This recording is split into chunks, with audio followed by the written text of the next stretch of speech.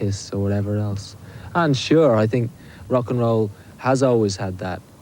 But why shouldn't it also face what's actually happening and try and deal with that as well?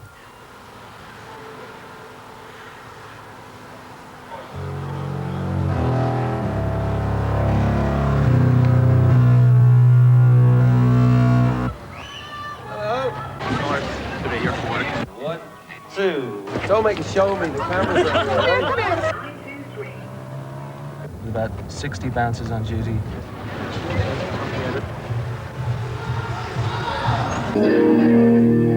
I mean, you'd have more people injured at midnight mass on Christmas Eve in Dublin than you would at a rock and roll concert. They can cross the religious divide. People will listen to them. Thousands of people are going to turn out to see them today. U2, best group in the world. It says also that part of the concert will be filmed by a World in Action documentary. Does it say that? Does it say it? Apparently. They get everywhere, Edge.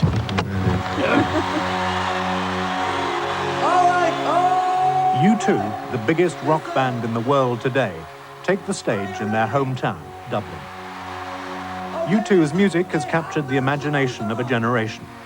Their songs are filled with universal images of our times. The grim landscapes of modern cities, drug abuse and hopelessness, the bloody troubles of Ulster, war and famine overseas. Yet from these, U2 have created music which uplifts their audience, music of power and spirit. They've become the focus for a new and youthful idealism, singing for the 1980s as the Beatles sang for the 1960s. This is a film about U2 and their audience.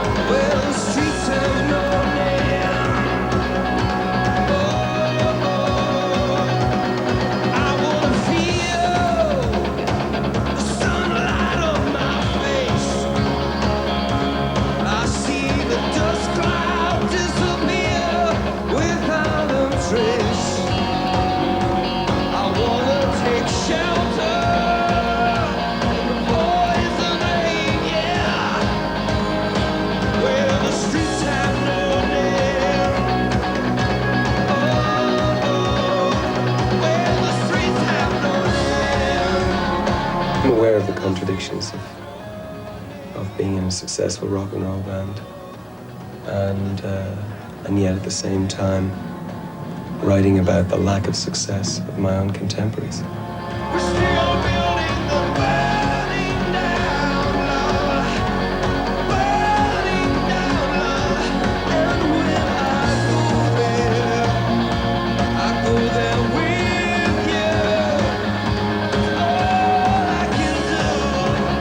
just aware of, I mean, painfully aware of, literally the people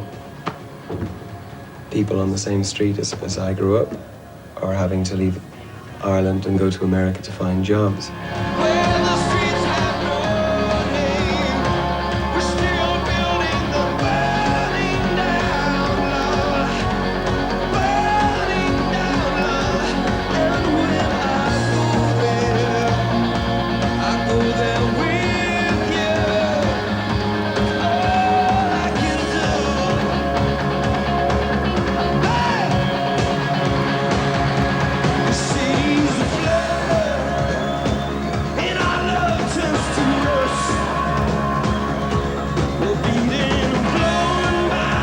Almost the rise of U2 is only equaled by the fall of our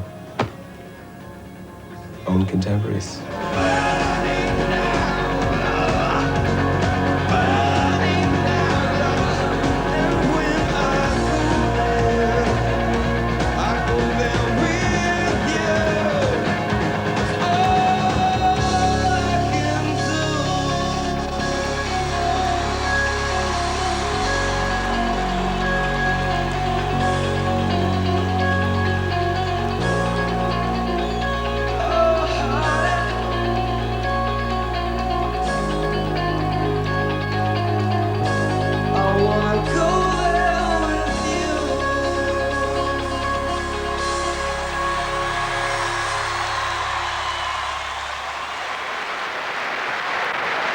Another Irish group, U2, has in recent times had an immense impact through their music in the United States, bringing to that great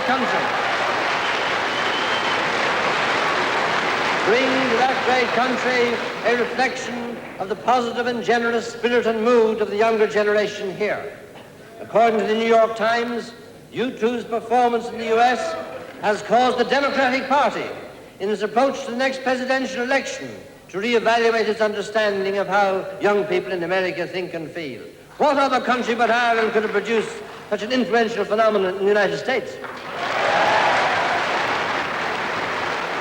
In the 60s, Dublin was a very small, pretty European city. And due to corruption and mismanagement and appalling planning, they removed people from the heart of the city out to these appalling, to me, ghettos out in the suburbs, places like Neilstown, places like that. There's a couple of tower blocks there that are notorious, Ballymun, amongst others. And when they removed the heart of the city, they took its soul with it. And so all the business, classic stuff, all the businesses around sort of folding, and it became a wasteland. And the city itself became destroyed at the hands of the city management. Must find a way to get out of here, or I'll pull this whole place down. I'll find some way to get out of here. I'll turn this world around. I'll first I get found it. I try hard, stay motion. Go further than an ocean. I can't swim all that way. Get away. If you're from Ballymun, there's no chance really. Like if there's someone from Blackrock and you went for the same interview as you know, if you're from Ballymun, he has a far better chance of getting it because Ballymun's name, it has a name for itself. It's crap. You feel it inside. You know, not all of us are all into drugs then. And we feel like we are when we're told we're from Ballymun. You feel different than what you are. You feel like you're one of them. Future now, I see it as the band, being in the band, with unemployment as it is now at the moment. It's the only way out is the band, really. We're only starting off, and we're only a number in this country. You two have a name. Then there was the drug thing. I don't know why it should be so epidemic in Dublin, but it is, far worse than in London, in relative terms. I'll find some way to get out of here, and I'll turn this world around. Somebody gave it to me one time, and you know, I was just that stoned. Somebody put it in my arm, you know, and I got something right to the head, and I thought I was just gonna die, you know. I didn't see any sort of a life for myself at the time, you know. It was the only thing that was exciting to me. There was nothing worth doing that was exciting, you know. You think about all the other kids and that's coming up, you know.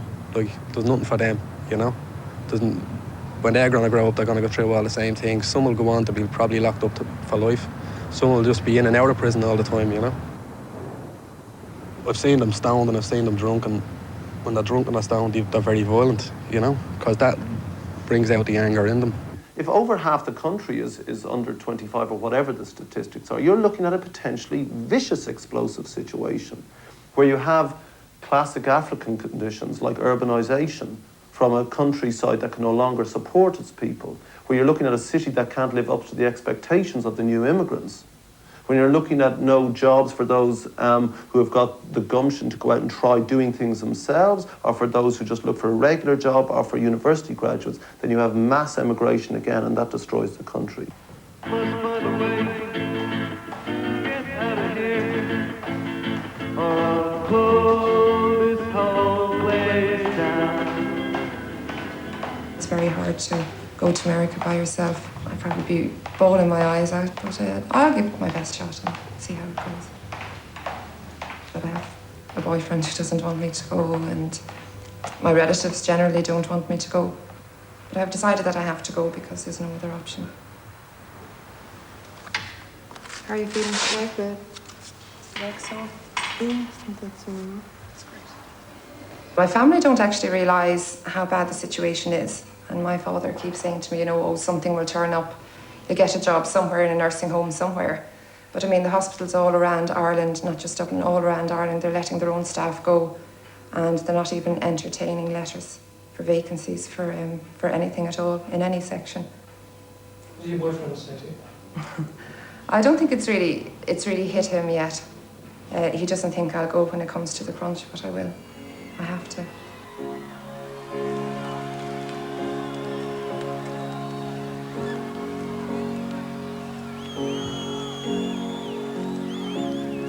So she woke up from where she was, lying still, said I've gotta do something about where I'm going. Step on a steam train, step out of the driving rain, baby. Run from the darkness in the night, yeah. Singing hard, la la la la, yeah. Oh la la la, yeah. Oh la la la, oh la la la.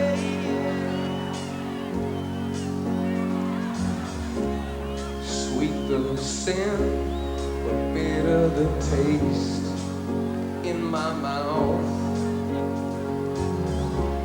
I see 7 towers, but I only see one way out. You gotta cry without weeping, talk without speaking, scream without raising your voice. You know I took the poison from the poison stream. Then I floated out of here, singing, ah, la, la, la, yeah. Ah, la, la, la, yeah. Ah, la, la, yeah. Ah, la, la,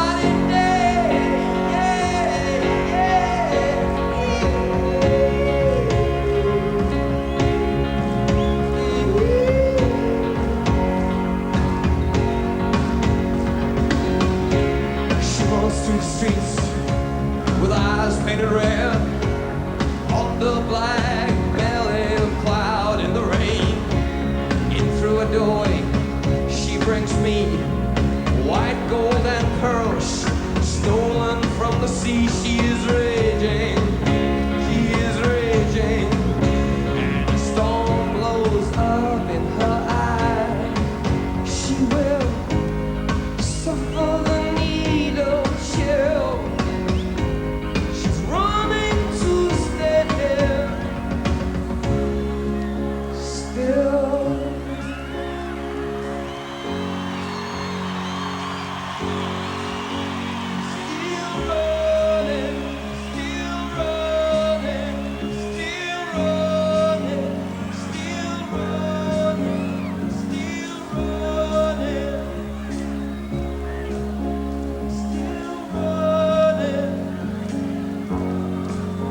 Still running.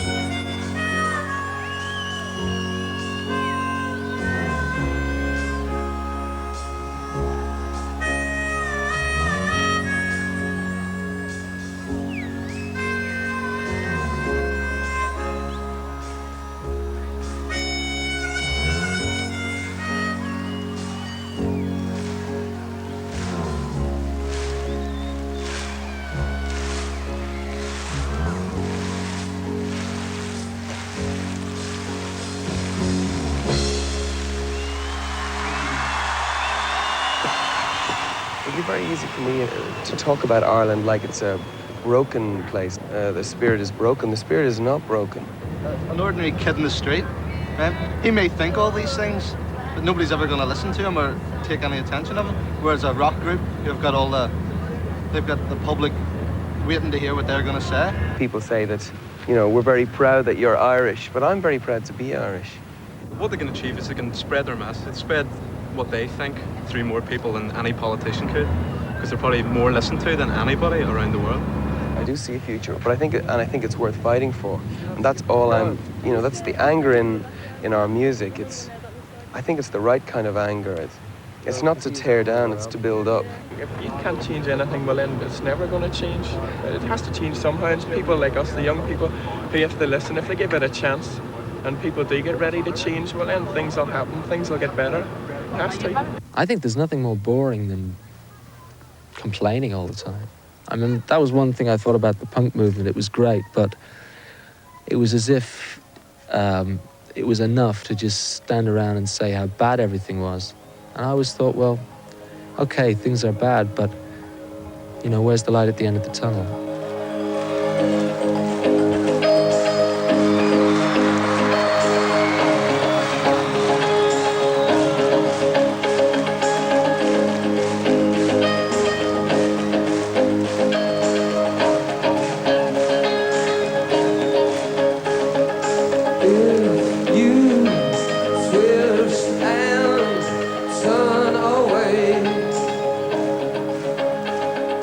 If you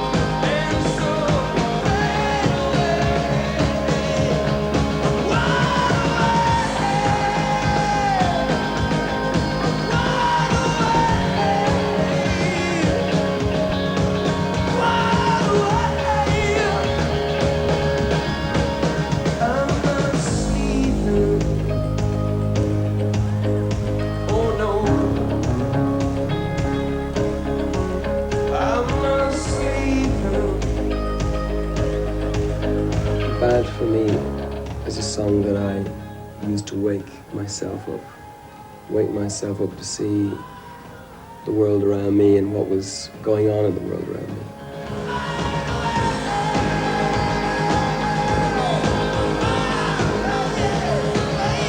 I feel a part of a generation that is waking up. And I'm not saying, look, I'm awake. All you people are just, walking and talking in your sleep. I believe I'm part of a generation that's waking up.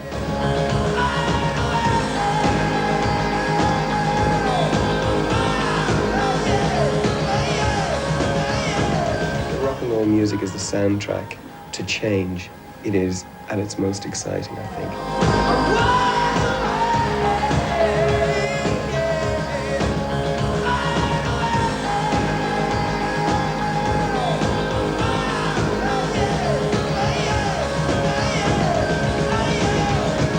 The imagination that is evident in Ireland, evident everywhere you go, the imagination that's evident in U2's music, the imagination that's evident in the audience at U2, where they can lose themselves and imagine this thing, must be applied to the problems of the country. And if that helps to change it, then good.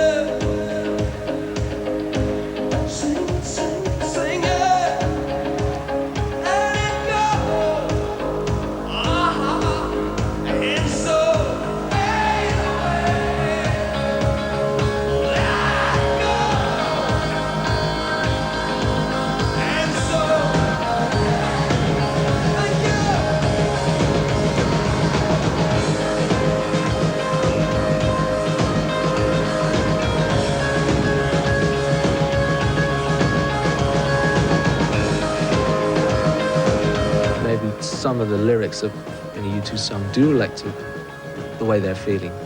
There's insecurity, but I think most people have some kind of a hope. It's just there's very little rock and roll that deals in that. Even though things are very bad at the moment, I think they still just have that element of hope that it will get better. I feel proud of how far I come. I could be still down in the. I know I'm the Labour. I know I'm on the Labour and I'm not working, but I'm not on the gutter anymore. With people who loves me and respects me.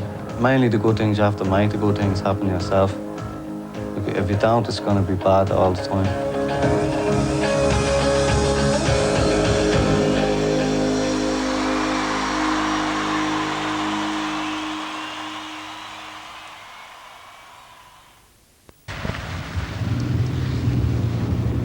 Jim, I gotta tell you a story. I was up in Donegal. I drove over the border by mistake, and I got pulled into the side of the road, and this guy shone lights into the car, and the guy, I heard this sort of British accent, sort of quite a well-to-do accent, and he says, turn off your lights! So I didn't know what to do, so I just turned off my lights, and he walked up to the car, and he walked up to the car and he said, good Lord, it's Bono. Good Lord, it's Bono, he said. And with that, about 40 guys came out of the forest, with like flower pots on their heads and everything, asking me for my autograph. I thought it was an amusing inconvenience. My mother was a Protestant, my father was a Catholic, and I was brought up almost in both churches. I mean, my early background was in a Church of Ireland. But right now, I mean, I feel equally at home or equally not at home in both camps. This bus, people, Protestant, Catholic, people who may care more than others about certain issues, but we're still all on the same bus going to see the same band. They want to sort of do their bits to bring the two communities together. They've realised the impact they can have on young people. On one level, you know, I have no right to comment about the troubles in the north of Ireland because I come from the safety of the south, but at the same time, I'm an Irishman and I live in Ireland and I believe in the country north and south, so, you know, I'm literally, you know, torn in two about it myself. Protestant Catholics should live together, all right. But like, if you walk into a Protestant area, like, there's no way you're gonna walk out without getting a beating or whatever. The thing is, you're brought up. If you're in a Protestant society, you're brought up to hate Catholics. If you're in a Catholic society, you're brought up to hate Protestants.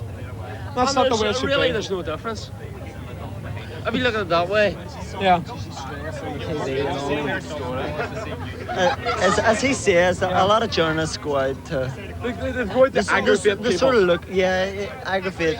They're out to aggravate Catholics and Protestants, you know. I mean, we're sitting in the same bus here together, and they want... We're getting full together. we're having a great time here. When I think of peace, I think of hippies with flowers in their hairs and everything, but I think you can be aggressive.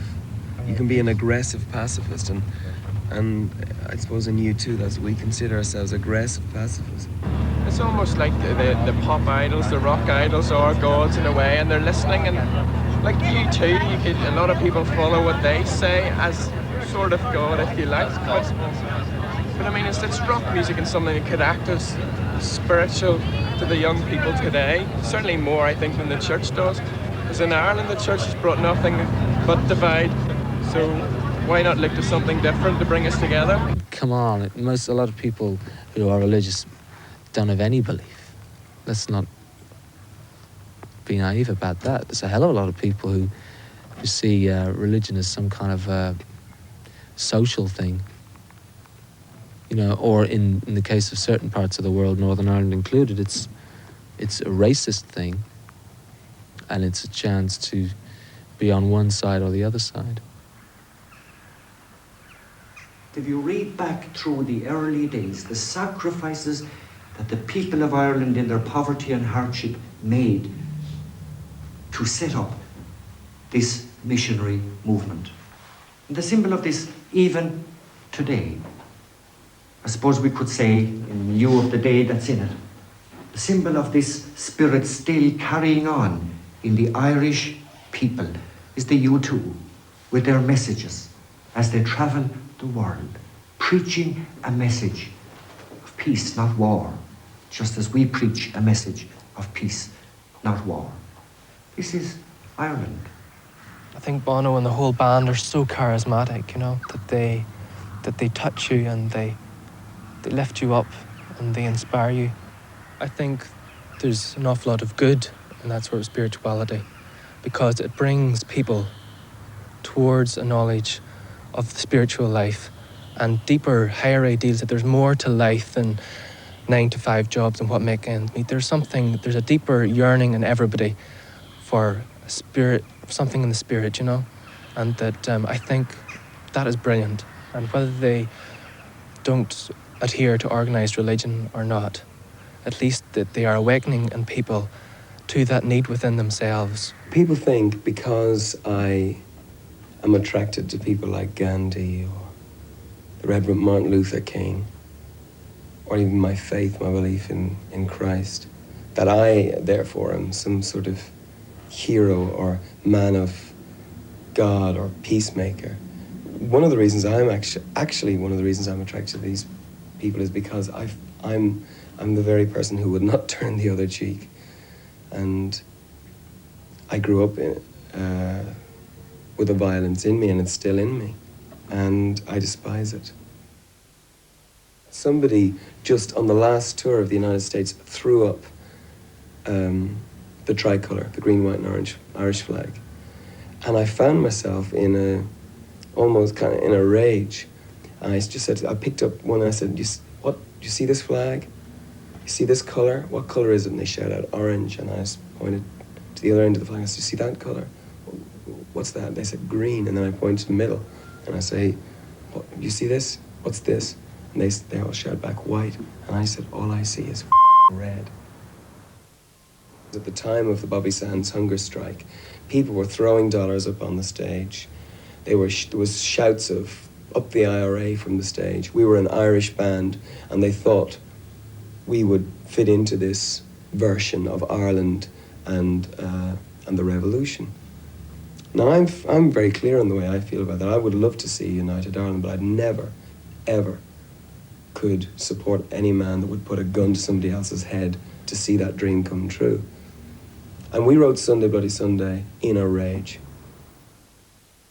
I just set out this story, broken bottles under children's feet, bodies strewn across a dead-end street. But I won't heed the battle call. It puts my back up against the wall. And the battle's just begun. There's many lost, but tell me who has won. The trenches dug within our hearts. Mothers, children, brothers, sisters torn apart. How long must we sing this song?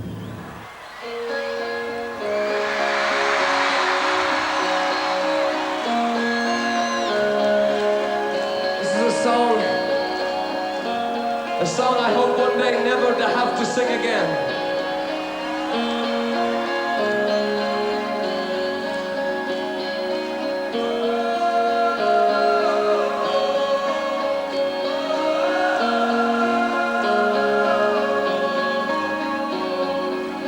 I can't believe the news today.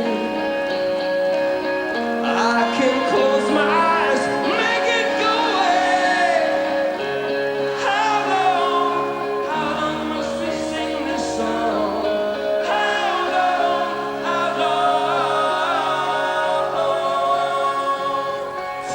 Tonight, we can be as one. Tonight.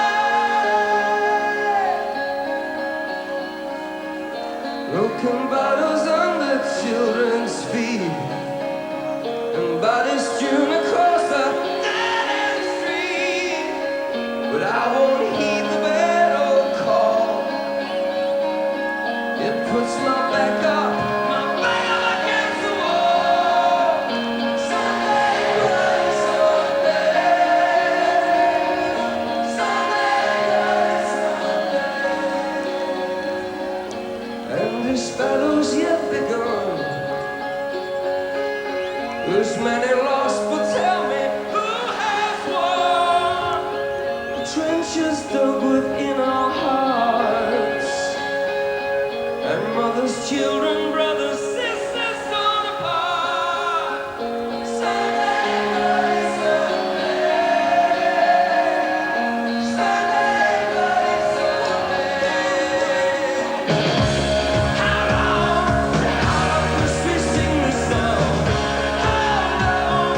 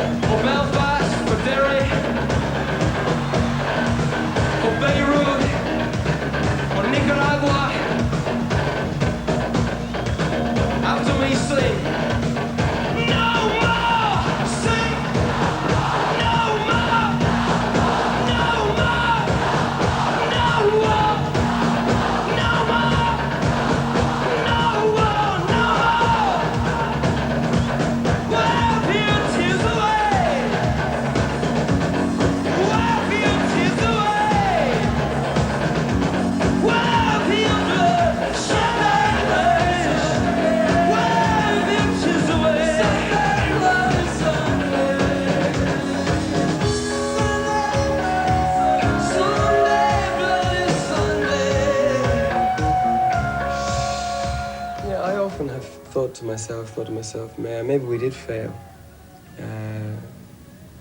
Maybe the song Sunday Bloody Sunday is a failure. I've often thought that to myself, that we didn't succeed in making the point that we wanted to make, that it has been misinterpreted.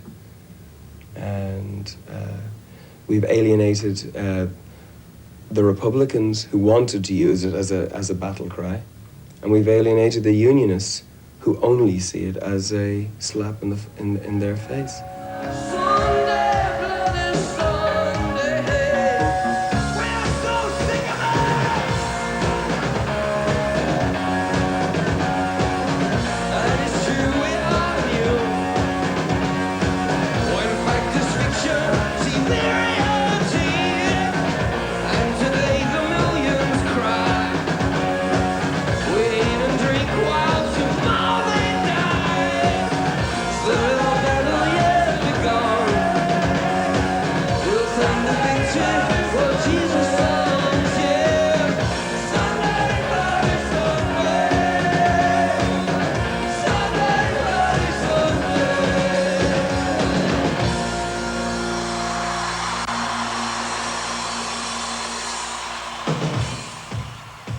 Rock music with a conscience has been striking a powerful chord ever since Bob Geldof's crusade to raise money for the famine victims of Africa.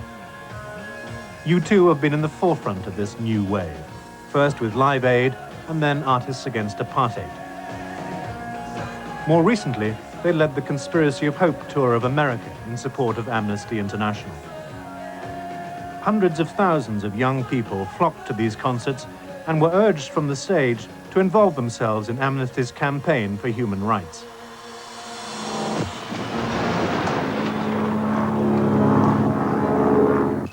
This year, U2 have turned their attention to the bitter conflicts of Central America.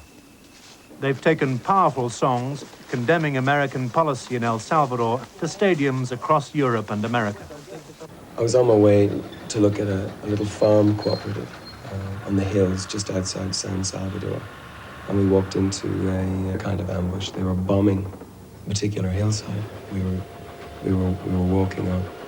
They designate these areas fire zones, where they tell everyone in a particular area, a rebel, sympathetic area, to just leave an area, and by a certain time, and then they just bomb that area. And I felt sick, really. I felt sick.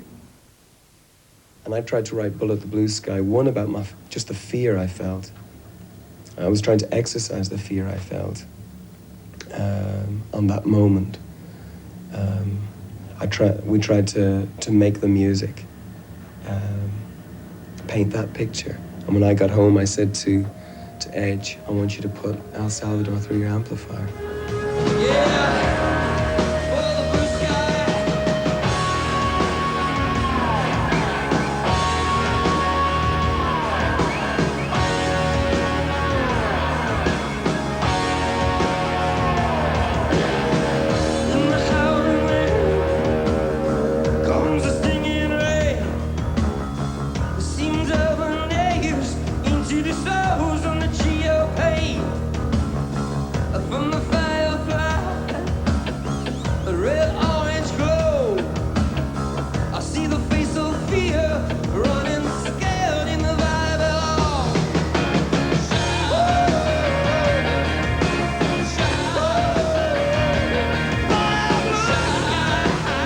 Write songs because suddenly it seems like a good idea to have one about El Salvador. It's because something hits you over the head, because you feel strongly about it, because there's pain about something in you. And a certain amount of it is, I think, sometimes an exorcism in a sense.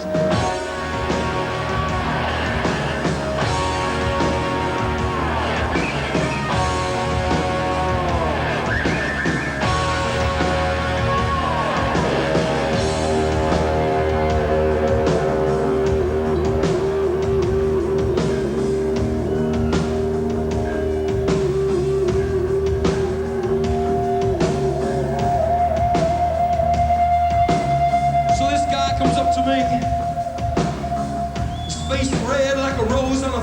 brush, like all the colours of a royal flush. And he's peeling off those dollar bills, slapping them down. 100, 200. And I can see those fighter planes. I can see those fighter planes.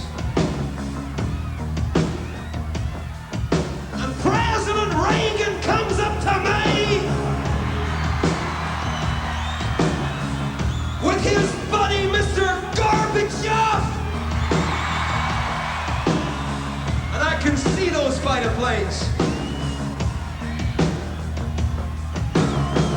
Across the mud huts where the children sleep, and through the valleys and the quiet city streets, we take the staircase to the first floor.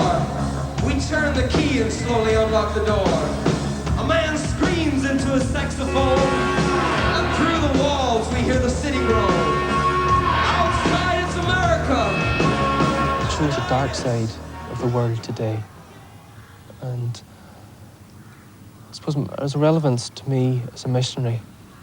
I feel that I would want to be in the mud huts where the children sleep, to be along with them and to side with them as the helicopters and the planes go overhead, to be with them, to struggle with them, and to give them a sense of dignity.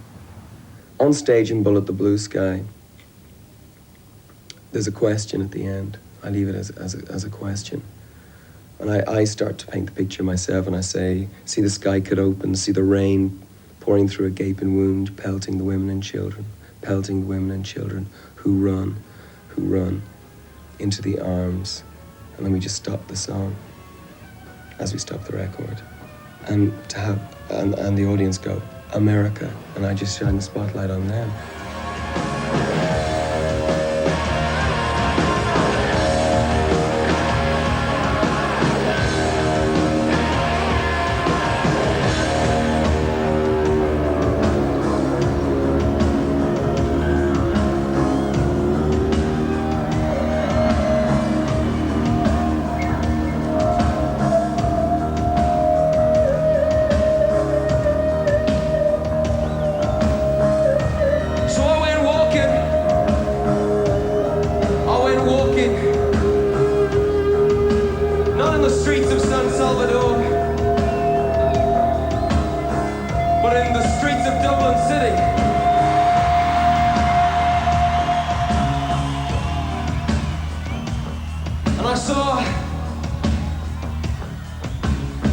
Men waiting far too long in queues for their pocket money. I saw queues outside hospitals. I saw them closing up hospitals and throwing their beds out onto the street.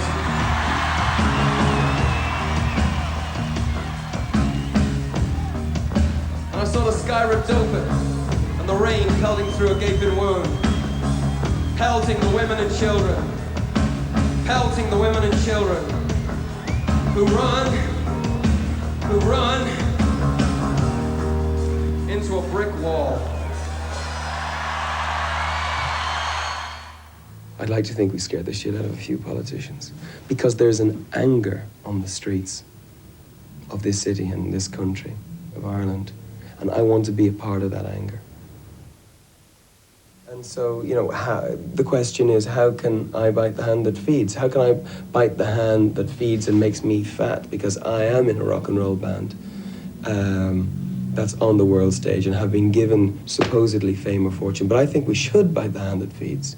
You know, like the point about Dublin is, like, I mean, the band will be up there giving it plenty of this, and oh, jeez, that's great, Bono, you know, that's great, you know, we're going to go out and chat. And then they go to the pub. And that's the lasting effect of a concert. It lasts all the way on the bus ride home. And you'll buy the record and you'll remember that great event, you know, that great celebration.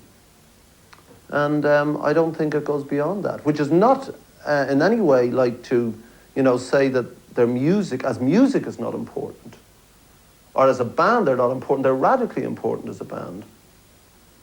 Isn't there a danger in the end it's just hopeful music in a hopeless time? It gives people a sense of uplift, but doesn't actually direct them anywhere. People said that before, Live Aid. But Live Aid proved that music can unite people toward very specific ends, if called upon. I mean, music in the 60s surely contributed to the close down of the Vietnam War. I think we write songs that we believe in. I don't think we're trying to create a movement or tell people what to think. I think if there's a message to U2, it's think for yourself. I know that, and this is not to justify my position, because I don't have to justify my position on a political level, but Amnesty International has doubled their membership as a result of the Conspiracy of Hope tour in the US. That's real. You know, that's tangible evidence that the tide is turning in the United States. I see that kind of concern coming in waves. I think that probably the early 80s was a particular low point, late 70s, early 80s, and Live Aid was the beginning of a kind of new awareness on that level. But I don't think it's unusual or a precedent. I think it's happened before and it'll happen again. It's just, this happens to be the awakening of some new kind of a feeling. Why should that have come about? What's created that new? Ley lines, I reckon. It's all Stonehenge, you know?